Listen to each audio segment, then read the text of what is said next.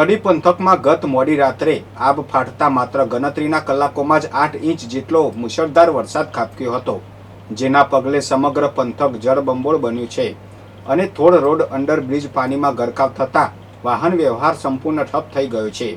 પૂર અને ભયંકર ટ્રાફિક જામની આ આપત્તિજનક સ્થિતિ વચ્ચે પૂર્વ નાયબ મુખ્યમંત્રી નીતિન પટેલ મધ્યરાત્રિએ ખુદ પૂરગ્રસ્ત વિસ્તારોની સમીક્ષા કરવા પ્રત્યક્ષ મેદાનમાં ઉતરી આવ્યા હતા.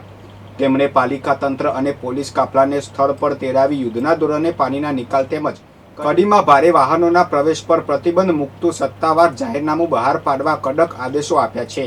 મહેસાણા જિલ્લાના ઊંઝા તાલુકામાંથી ચોરીના પ્રયાસના મોટા સમાચાર સામે આવી રહ્યા છે. ઉનાવા ગામના નાયકવાસમાં આવેલી સચના જ્વેલર્સ નામની દુકાનમાં વહેલી સવારે ઇકો ગાડી લઈને આવેલા અજાણ્યા શખ્સોએ ચોરીનો નિષ્ફળ પ્રયાસ કર્યો હતો.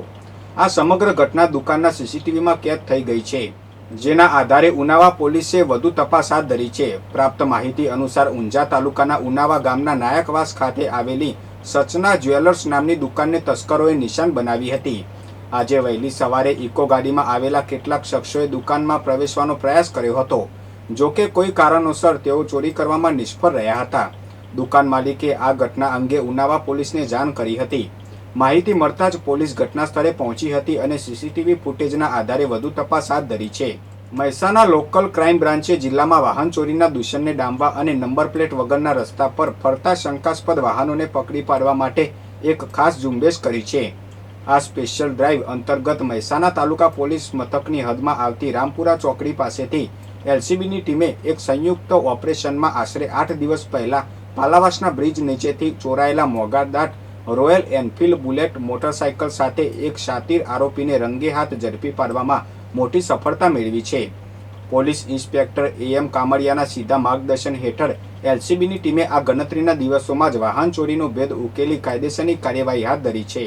ગુજરાતમાં દેશ વિરોધી પ્રવૃત્તિઓ કરવા અને મોટું આતંકવાદી નેટવર્ક ઊભું કરવાના પાકિસ્તાની આકાઓના ખતરનાક મનસૂબાને ગુજરાત એન્ટી ટેરરિસ્ટ સ્ક્વોડે ધૂળમાં મેળવી દીધો છે.